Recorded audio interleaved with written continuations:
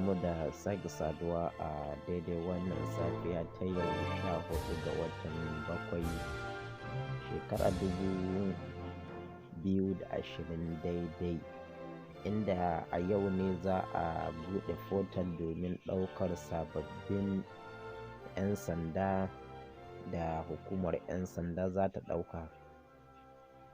Kafin mutum ya cike fom ɗin ɗaukar wannan aiki, to ana buƙatar ya kasance yana da waɗannan ababe kamar haka.